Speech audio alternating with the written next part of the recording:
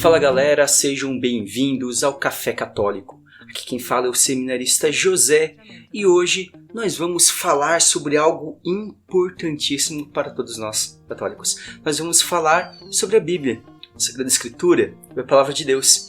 E para ajudar nesse papo, está aqui comigo Padre Armando. Olá a todos, é uma alegria estar aqui com vocês hoje, lembrando sempre aquilo que dizia São Jerônimo: ignorar as Escrituras é ignorar o próprio Cristo. É isso aí, então pega o seu café e vem ouvir mais este papo aqui no Café Católico.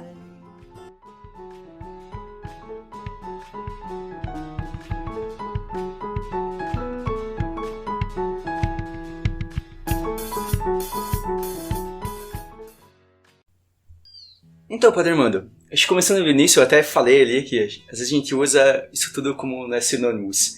Bíblia, Sagrada Escritura, Palavra de Deus. E afinal, como que a gente pode... essas coisas são de certa forma relacionadas, são até certo ponto a mesma coisa, e até que ponto não são exatamente a mesma coisa se você falar Bíblia, Sagrada Escritura, Palavra de Deus?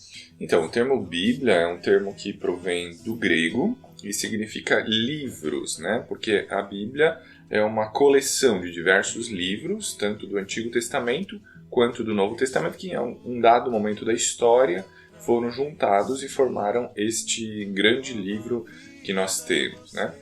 Quando a gente fala em Palavra de Deus, ela é aquilo que está contido dentro da própria Bíblia, né? A Dei Verbum, que é uma constituição que foi feita na época do Concílio Vaticano II, ela diz muito claramente assim, a palavra de Deus, ela está contida nos livros da Bíblia, né? Então ela é aquilo que está dentro, é como se fosse a essência dos livros da Bíblia, né? Porque Deus, ele fala através das nossas palavras humanas, então é isso que é a palavra de Deus. E as Sagradas Escrituras é outra forma de falar dessa Bíblia, né? Desse modo com que Deus se comunica com o seu povo.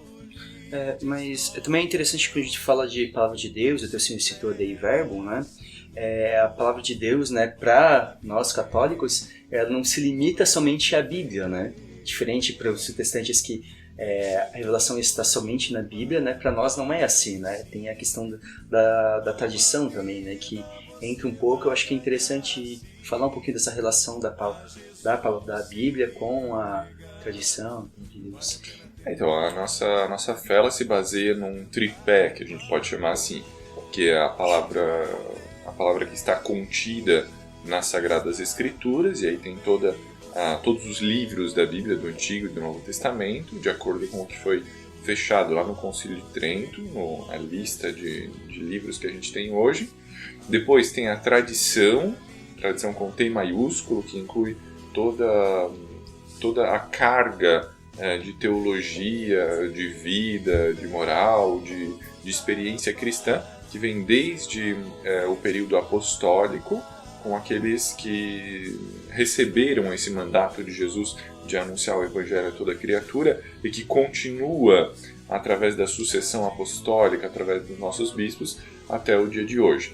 E enfim, nós temos também, além da Sagrada Escritura e da tradição, o magistério, que é também um órgão, digamos assim, regulador, um órgão que analisa aquilo que nós temos hoje e nos ajuda a interpretar a palavra de Deus de acordo com o critério da fé da Igreja, né? E esse magistério é formado também pelos nossos bispos. Até lembro os ouvintes que, se quiserem escutar um pouquinho mais sobre esses termos, a gente tem 2 programas, um que a gente falou sobre a diferença entre tradição e tradições, né? A tradição tem maiúsculo e as tradições, né?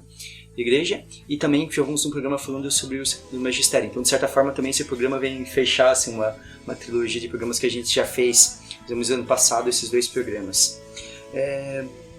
E daí quando a gente vai falar assim da Bíblia, né, falou, né, Deus falando, né, através de escrita humana, através de palavras humanas, né?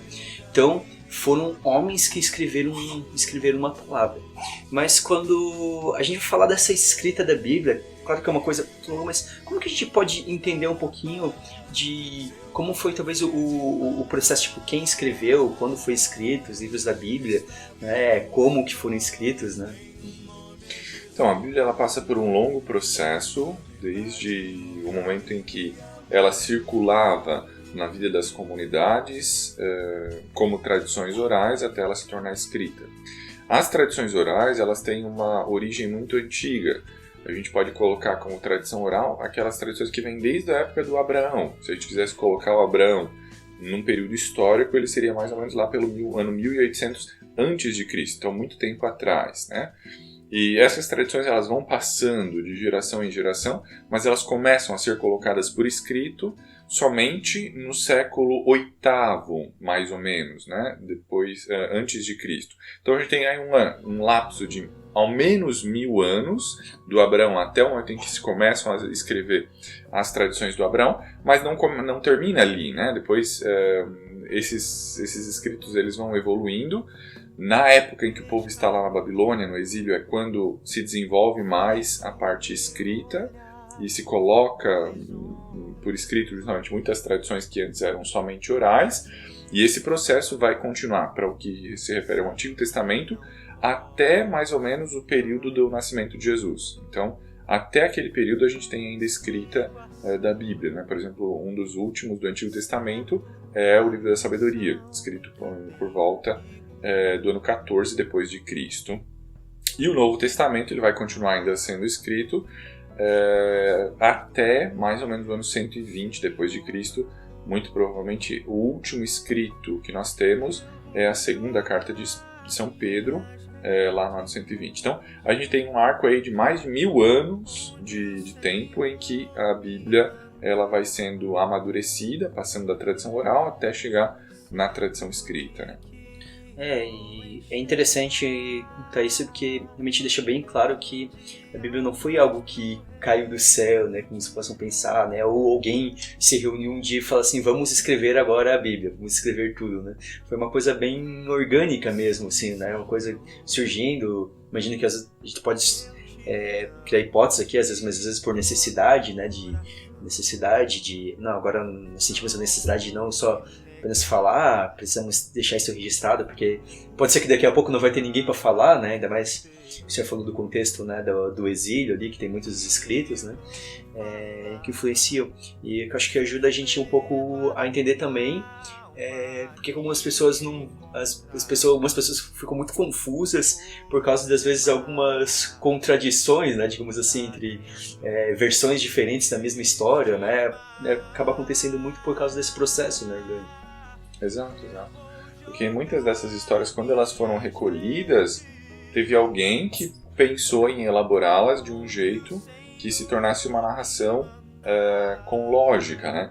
Em alguns casos, essa narração ficou bem lógica, em outros casos, ela ficou repetitiva, né? Basta pensar, por exemplo, nas cenas de Abraão e Isaac, né? Tem algumas cenas que estão presentes na vida dos dois, mas que no fundo se referem a um só episódio, mas que na hora de juntar ficou meio confusa ali a história e acabou entrando. Isso não significa que a palavra de Deus seja um livro mal feito ou que seja algo que foi colado ali de um jeito mal elaborado. Ela foi muito bem elaborada, só que o jeito que se tinha para coletar e arrumar esse material foi feito de acordo com um método que existia em tempos muito antigos e com uma linguagem que é característica, que é a linguagem do hebraico, que permite muitas vezes essa repetição, até porque a repetição ela funciona como um método mnemônico, ajuda as pessoas a memorizarem melhor. Sim. E também essas contradições às vezes levantam um tema também, que às vezes as pessoas falam assim, mas que a Bíblia, por um lado a gente pode dizer que a Bíblia nunca erra, né? Mas às vezes as pessoas usam, né, algumas coisas assim para dizer que há erros na Bíblia, ou que a Bíblia está errada. Mas em que sentido que a gente pode entender que a Bíblia nunca erra? E no que ela, digamos assim, é aceitável que a Bíblia erre? Não, a Igreja nos ensina lá, Dei Verbum, e também recentemente um documento da Pontifícia Comissão Bíblica, que o significado da expressão da inerrância da Escritura reside no fato de que a Bíblia ela nos comunica uma verdade que é útil para a nossa salvação. Nesse sentido, ela não erra. Ela comunica aquilo que é essencial para a nossa salvação. Porém, ela se utiliza também de uma linguagem humana. E a linguagem humana ela é falha, ela é limitada. A gente nunca consegue apreender todo o mistério de Deus, com a nossa linguagem humana. Se a gente conseguisse isso, nós seríamos maiores do que Deus, porque daí Deus caberia dentro dos nossos conceitos. Como toda linguagem ela vai ser limitada, então ela pode conter esses erros, mas não que ela seja uma mentira, é simplesmente o limite natural do ser humano em exprimir a grandeza do mistério de Deus. Né? Talvez por isso, às vezes, também o que o senhor falou desse mnemônico também, de falar, né? Às vezes, histórias diferentes podem talvez ajudar isso, né? Porque uma história só, às vezes, você não vai dar conta de compreender, né? Fiquei pensando nisso agora, por exemplo, os 2 relatos da criação, né? Que você tem, né? Em sequência, mas acho que talvez a necessidade de você ter os 2 e manter os 2, e alguém falou assim, não, mas por que a gente não deixa só um, né? Poderiam se ter pensado, mas acho que talvez por isso, porque com um relato da criação você consegue compreender alguns elementos, com o outro relato da criação você compreende um pouco mais. Ainda assim elas não abarcam tudo, né? Mas sinceramente ajuda cada vez mais, né? Ter essa compreensão. Claro, exato, até porque são de períodos históricos diferentes, então contemplam ali uma visão de mundo diferente. À medida que o tempo vai passando, a nossa visão a respeito de Deus, a respeito da fé, a respeito do mundo, ela é variada, ela vai evoluindo. Assim também no caso dos 2 relatos da criação, mas não só, se a gente quiser falar, por exemplo, dos evangelhos também é a mesma coisa. A gente tem 4 versões a respeito da história de Jesus. Né? Então a gente vai encontrar ali relatos de milagres de Jesus, que são muito parecidos, basta pensar na multiplicação dos pães. A gente tem 6 relatos da multiplicação dos pães ali presentes nos evangelhos, mostrando que foi um evento realmente muito importante. Mas ele foi contado de 6 modos diferentes pelos evangelistas. A mesma coisa no relato da ressurreição. Todos os evangelhos comentam, mas cada um deles conta um detalhe diferente, né? E isso mostra que a perspectiva do evangelista, ou a perspectiva de quem está escrevendo o texto da Bíblia, ela é importante, porque no fundo a perspectiva do leitor também ela é diferente, né? E ela mostra um período determinado, mostra um local determinado, e isso influencia também na compreensão da própria palavra de Deus. Por causa disso que se a igreja manteve sempre os 4 evangelhos. Teve um dado momento em que houve um monge que ele estava incomodado com um monge que depois se tornou um herege, né? Estava incomodado com essa diferença que existia dos 4 evangelhos e quis montar um só evangelho contendo todas as narrativas. A igreja não aceitou isso, né? Esse um só evangelho... Meio que uma síntese dos 4. Exatamente. Assim. Chamava-se Diatessaron. Diatessaron significa através dos 4, né? Literalmente.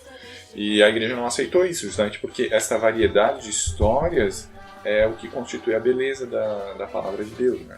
Ela não é uniforme no sentido que é um bloco estanque, mas ela representa essa dinamicidade do povo que é representada nesses diversos modos de contar a história.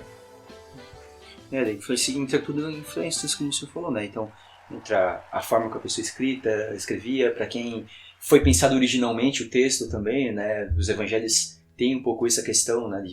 Para quem que foi pensado, o contexto que foi pensado, né? Escrito, cada um, por isso que dá enfoques diferentes, né? Por exemplo, Mateus é bem interessante como Mateus ele acaba explicando, geralmente, tipo, é o evangelho que mais explica, assim, alguns detalhes, assim, termos judaicos, né, tudo assim, e coisa que os outros evangelhos a gente não tem muito isso, né, por exemplo, essas explicaçõezinhas, né, pequenas explicações dentro dos relatos. Vale a pena viver, nova vida viver, vem, deixe tudo. Pegando uma estimativa aí de um intervalo de cerca de 1000 anos ali de escrita da Bíblia e já quase 2000 anos, sei lá, do último escrito, às vezes tem aquela pergunta de como a gente pode confiar que os textos são aqueles mesmos, né? Porque, principalmente hoje na internet, tem livros, a gente encontra site, gosta muito daquela coisa sensacionalista de a Bíblia foi alterada, ou a igreja alterou a Bíblia para que pudesse, tipo, confirmar o que a igreja diz, né? De que forma a gente pode confiar que é aquilo mesmo e não teve, digamos assim, essas alterações, assim... Alterações maquinadas, pelo menos. Tipo, realmente vamos alterar todo o texto para convencer as pessoas do que a gente quer, sabe? Claro, tem muitas dessas teorias, são todas teorias de conspiração, né? E tudo que é muito miraboloso, a gente já pode desconfiar. Isso serve para qualquer coisa, não só no campo da pesquisa bíblica, mas serve para política, serve para economia, serve para tudo quanto é questão, né? Sempre que a gente encontra uma teoria muito mirabolante, a gente pode desconfiar. No caso da Bíblia, nós não temos os manuscritos originais, né? Por exemplo, se diz que o Pentateuco foi escrito pelo Moisés. A gente não tem o Pentateuco escrito lá com a letra do Moisés. A gente tem vários manuscritos que foram sendo passados de geração em geração. Alguém que copiou que passou sucessivamente a outra pessoa.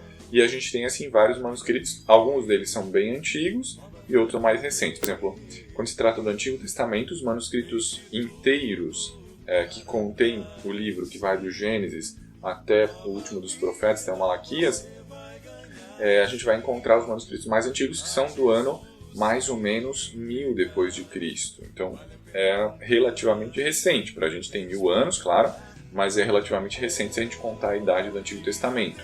Porém, existem trechos desse Antigo Testamento que são de 2000 anos atrás. Foram os famosos manuscritos lá de Qumran, que foram encontrados agora recente, no século passado, e que mostraram que aquele texto do ano 1000 era correspondente àquele texto que circulava 2000 anos atrás, mostrando que tem uma tradição que é ininterrupta, né, desde aquele tempo até hoje.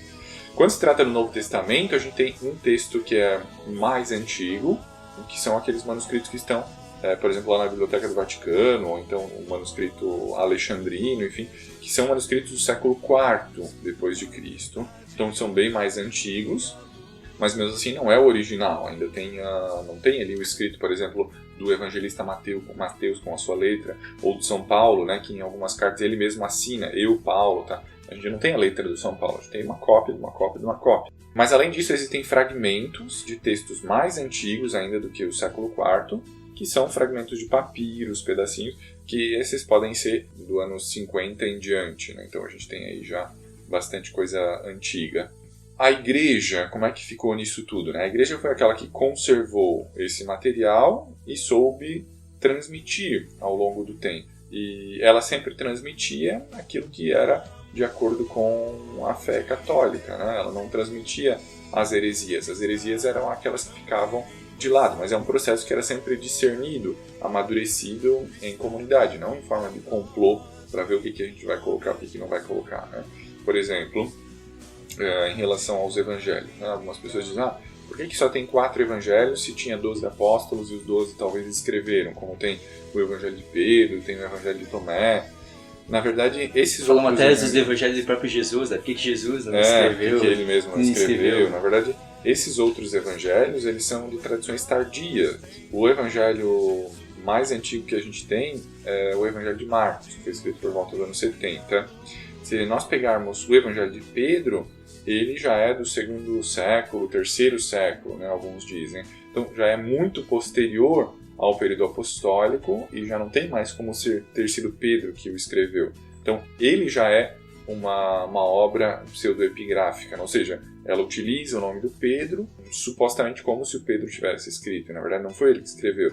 E isso nas primeiras comunidades já estava muito claro, por causa disso que se excluía naturalmente, porque sabiam que não era do Pedro, né? Diferente do de Marcos, que o pessoal sabe que é de Marcos, o de Mateus, que eles sabem que tem um cerne ali de Mateus, de João é de João, assim por diante, né?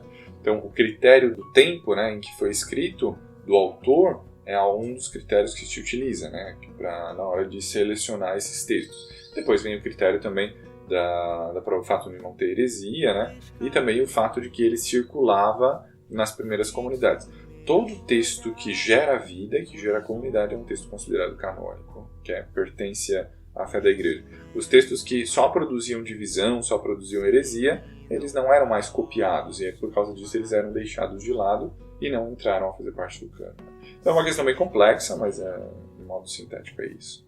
Eu sempre me lembro isso, a minha irmã, a Bruna, não pôde estar hoje no programa, mas sempre que acaba surgindo esse assunto, ela gosta de citar que tem um dos evangelhos apócrifos, agora eu não lembro qual exatamente que é, mas que mostra, por exemplo, Jesus, ele vai lá quando é criança e mata outra criança brincando, e ele fica bravo, ele, mata a criança, e daí, Maria dá uma bronca nela, e daí ele vai lá e ressuscita a criança, uma coisa que não tem nada a ver, né, com tudo que a gente vê de Jesus, né, e também entra nesse critério.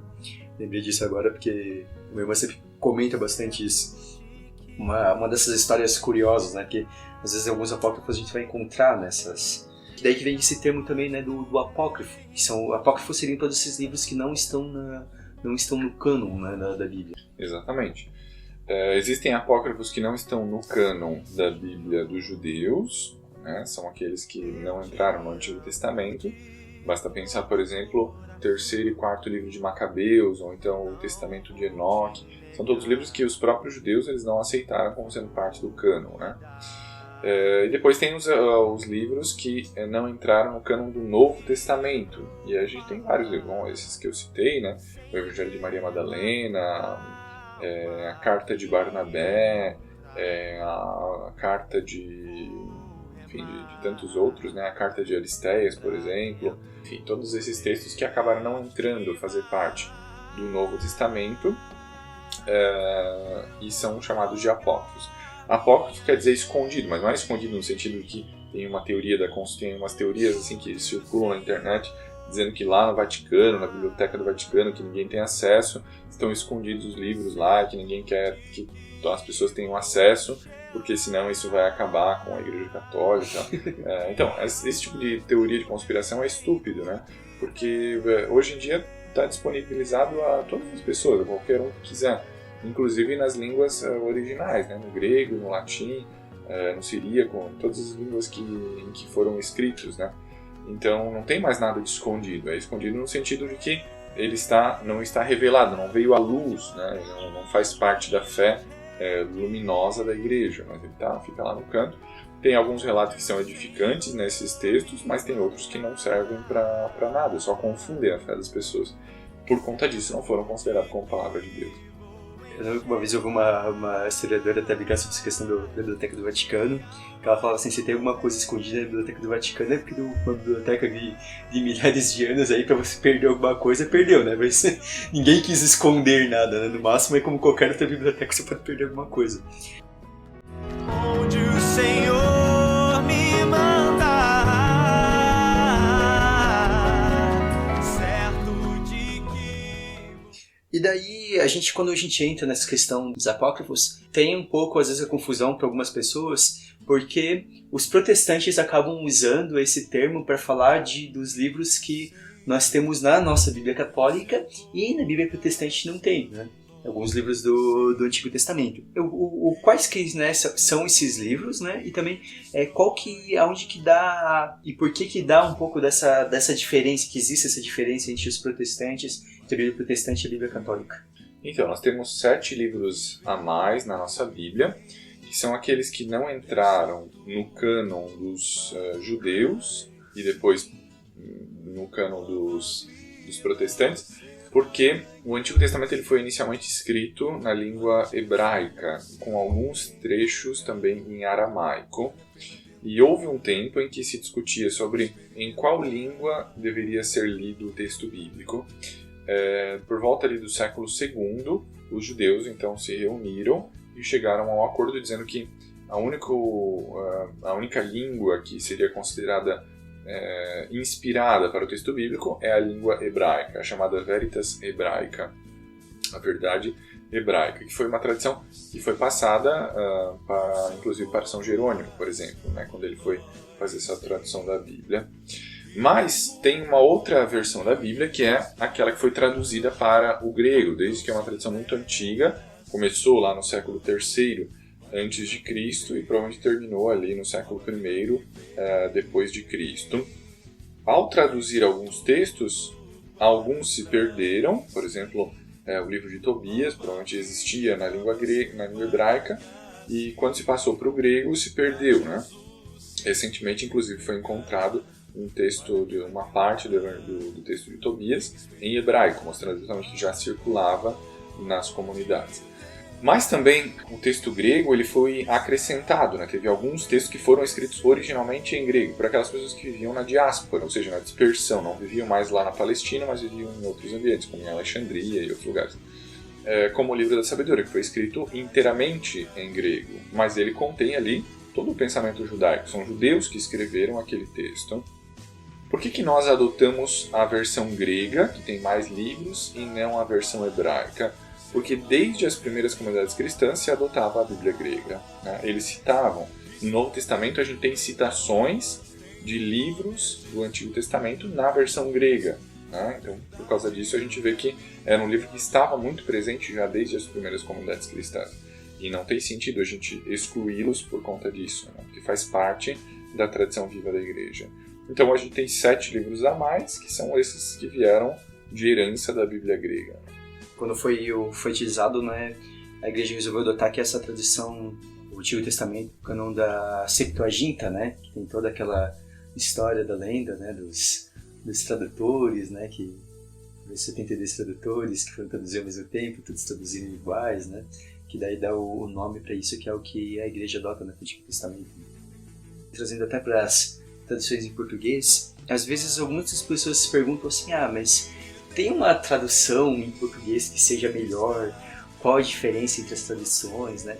Eu lembro que quando eu comecei a participar assim, na igreja, eu ouvia muito assim, no início falar muito mal, principalmente da Ave Maria e da Bíblia Pastoral, assim. Tinha muitas pessoas assim, que acabavam falando muito mal. Você acha se há realmente uma tradução mais recomendável ou só depende um pouco mais do propósito também da pessoa, né? Se a pessoa só vai ler ou vai estudar, né? Não existe nenhuma tradução que seja perfeita, porque todas as que a gente traduz um texto, nós precisamos entrar numa categoria mental que não pertence à nossa, né? Numa cultura que não pertence à nossa. Depois a língua, ela tem uma poesia que lhe é característica. Quando se passa para uma outra língua, ela perde aquela poesia. Uma poesia que é muito bonita na nossa língua, se eu passar ela para uma outra, eu já vou perder. Por exemplo, a gente sabe uma poesia bonitinha que a gente aprendeu desde criança. Batatinha, quando nasce, espalha a rama pelo chão. Menininha, quando dorme, põe a mão no coração. Tem uma assonância entre as palavras, o finalzinho das palavras é igualzinho. Se eu quiser traduzir essa mesma coisa para o inglês, vai ficar uma coisa totalmente estranha e não vai ter aquela poesia. Então ela tem uma beleza porque ela é na nossa língua. Assim em relação à Bíblia, ela tem uma beleza no original. Quando a gente traduz, ela já perde. Dentre as traduções que a gente tem aqui no Brasil, aqui tem uma característica peculiar que a gente não tem uma só, né? Em outros países, por exemplo, na Itália, tem uma versão só da Bíblia, com os comentários que nas notas de rodapé que mudam de acordo com as versões, mas é uma versão só.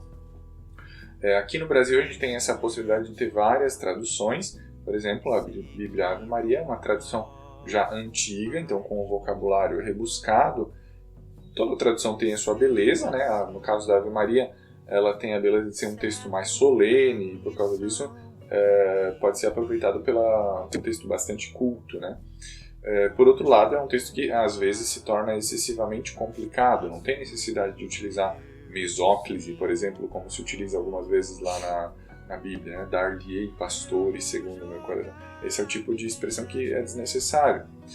Outras traduções que a gente tem, para quem gosta de estudar, é a Bíblia de Jerusalém, uma das melhores que existem de tradução. É uma Bíblia um pouco mais cara do que as outras, aliás, bem mais cara do que as outras, mas é uma Bíblia que foi feita por um grupo seleto de biblistas de Jerusalém, que conheciam muito de cultura judaica, de arqueologia, então as notas de rodapé são muito científicas, são muito sérias e ajudam bastante assim, o pesquisador.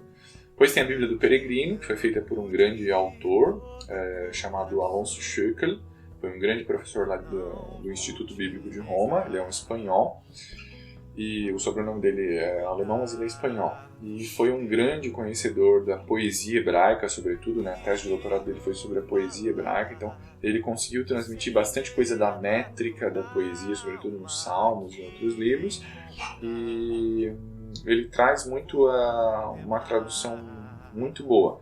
Às vezes as notas de rodapé também tem coisas que são interessantes, e algumas vezes são muito grandes, então se torna um pouco cansativo. Mas é uma grande tradução. E agora, mais recentemente, a CNBB já está editando várias vezes, já fizeram várias revisões dessa da CNBB, também com um time muito bom de tradutores. Um dos tradutores dessa da CNBB que participava era inclusive um biblista de Santa Catarina, Padre Brasil, que agora já é falecido, mas ele colaborou, assim como com outros biblistas, né, grandes do Brasil. Tínhamos também a antiga versão da Pastoral, que já era uma forma de tentar trazer para a linguagem de hoje, né? Isso tem a sua beleza, porque pode ajudar, por exemplo, na catequese, com uma linguagem mais simples, mas tem a tentação de simplificar demais e complicar mais alguns conceitos, né? Então, nem sempre a Bíblia Pastoral é bom. Agora teve uma outra versão da Bíblia Pastoral que saiu recentemente, não faz muitos anos, que é uma nova tentativa de fazer uma tradução na linguagem de hoje, né? E depois tem as versões das Bíblias evangélicas, que se baseiam na tradução de João Ferreira de Almeida, que circula e serve de base praticamente para todas as traduções evangélicas, que é uma tradução mais literal, mas é uma tradução bem feita. Claro que daí, nesse caso, não vai ter os 7 livros lá deuterocanônicos, que são os livros da Bíblia grega. Então, traduções tem muita coisa, tem para todos os tipos, para todos os gostos. Não dá para dizer que uma tradução é ruim, ela pode ter seus limites, como todas têm. Mas todas foram feitas por especialistas e gente que entende do assunto. Seria cruel dizer que um biblista que conhece profundamente uma língua e tenta traduzi-la para uma outra língua, que ele fez um mau trabalho. Seria muita injustiça. Então, não dá pra dizer assim que é ruim ou que a pessoa precisa se preocupar, né? Mas a pessoa pode ter ainda mais se a pessoa mais o intuito é rezar com a Bíblia, assim, né? Talvez, imagine que quando vai estudar realmente, estudar academicamente, e às vezes, sei que geralmente a Bíblia de Jerusalém acaba sendo usada mais para isso, né? Mas pro dia a dia das pessoas, então acaba não tendo, assim, vai do gosto, né? Do que a pessoa, né, acaba gostando. Para quem não se citou na Bíblia do Peregrino, para quem nunca viu a Bíblia do Peregrino, tem pontos realmente em que às vezes você tem tipo umas 5 linhas, assim, só um pedacinho em cima do texto, o resto é nota de rodapé, assim. Quem nunca viu, se um dia estiver na biblioteca, numa livraria, pelo menos você puder pelo menos dar uma folhada, dar uma olhada, que é bem interessante, tem bastante coisa, mas às vezes realmente é bem excessivo. Tinha um amigo na faculdade que ele só lia a Bíblia, daí ele acabou comprando a Bíblia do Peregrino, e daí ele falou que de início ele começava a ler todas as notas de rodapé. Ele falou que uma hora ele falou, não dá, porque era muita coisa. Ele falou, e quando chamava a atenção ele lia uma nota de rodapé ou outra, porque realmente era muita coisa. Mas é que realmente é um intuito bem de estudo mesmo, né, a Bíblia do Peregrino, por isso esse monte de notas de rodapé e de explicação. Uma coisa que os ouvintes comentaram bastante, e eu já vi outras pessoas comentarem pessoalmente comigo também, é de uma dificuldade de às vezes assim, eu vou começar a ler a Bíblia. Eu quero começar a ler a Bíblia, né? Agora eu decidi que quero começar a ler a Bíblia. Mas às vezes se sente perdido assim por onde começar, né?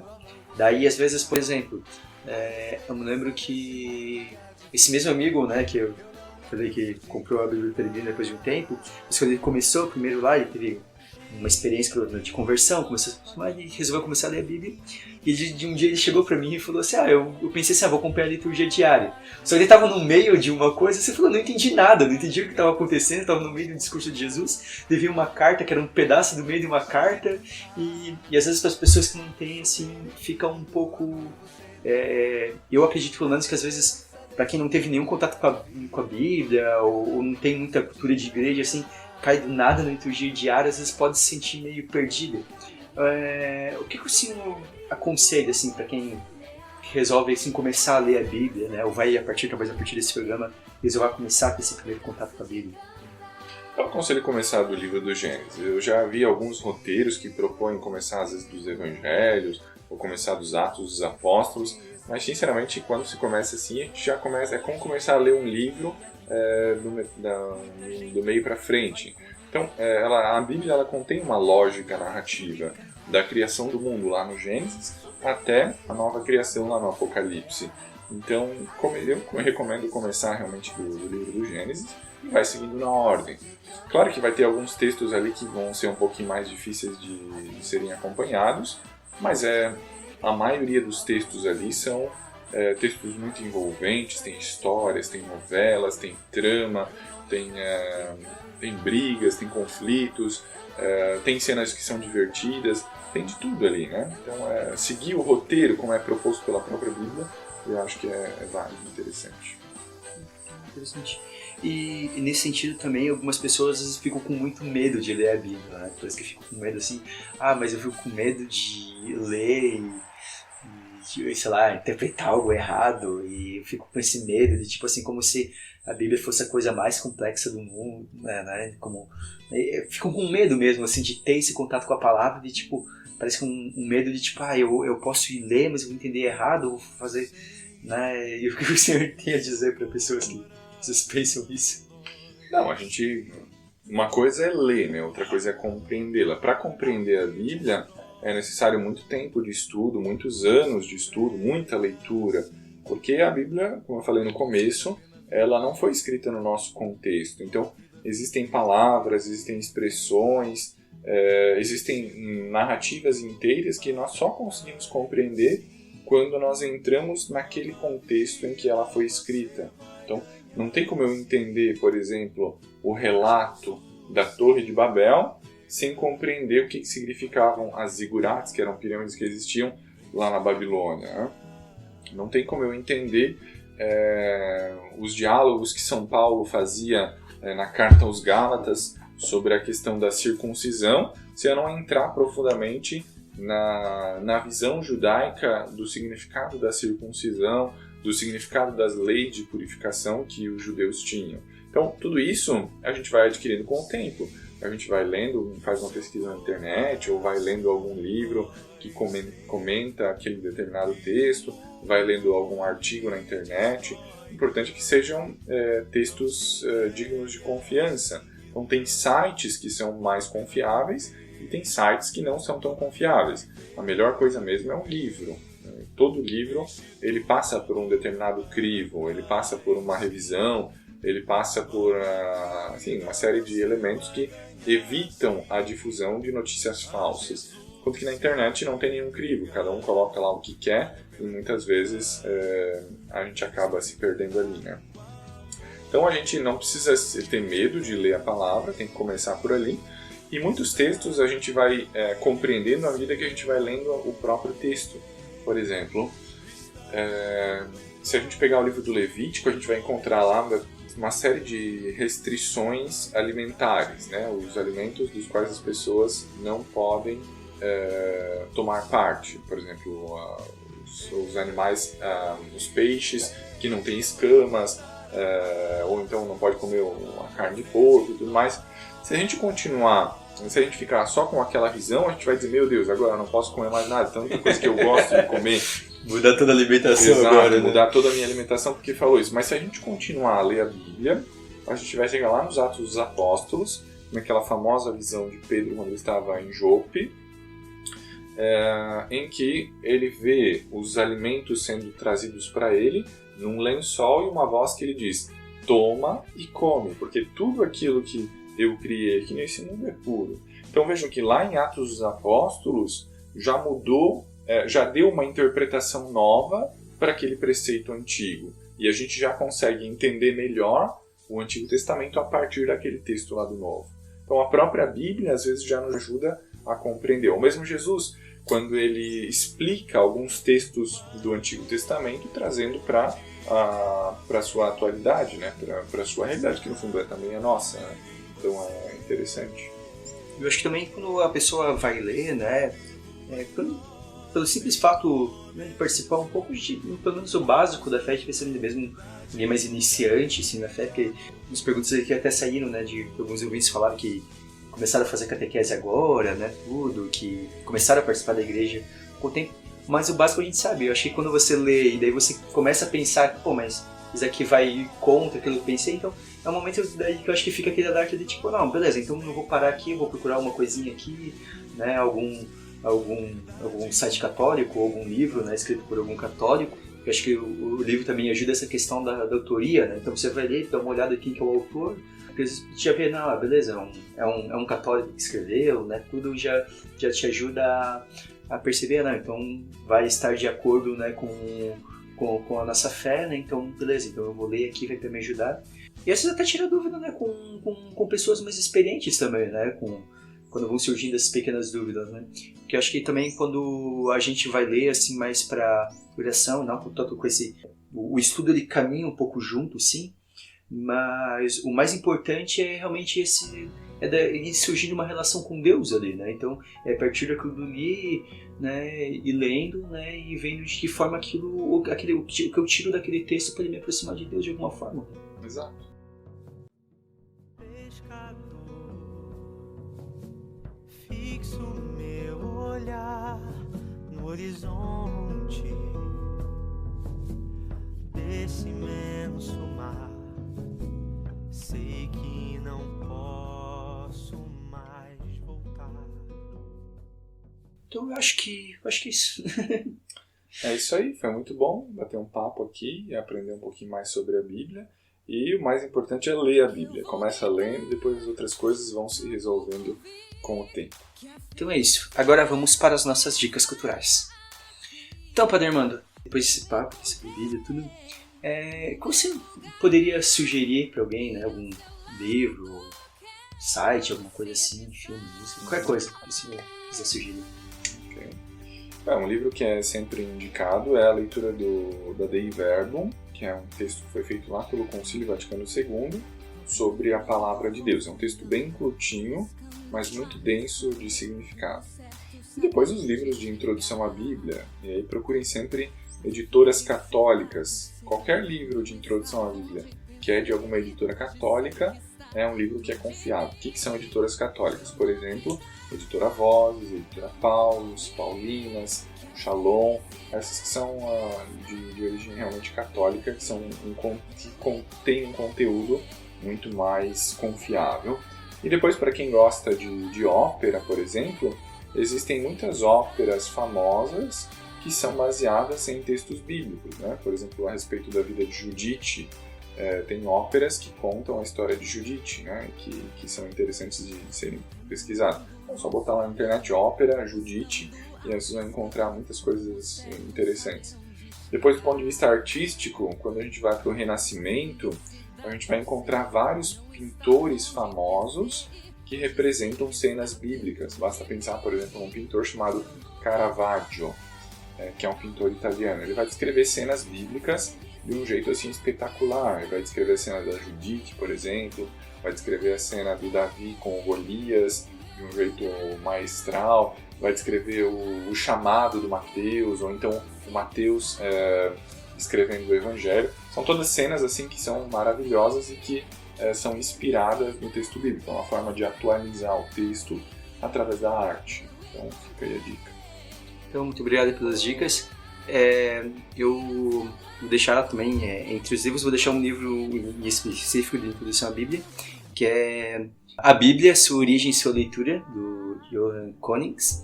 Um livro que daí vem a curiosidade, porque o Padre Armando é o meu professor de introdução à Bíblia, da teologia, e eu vou fazer uma prova sobre esse livro com ele.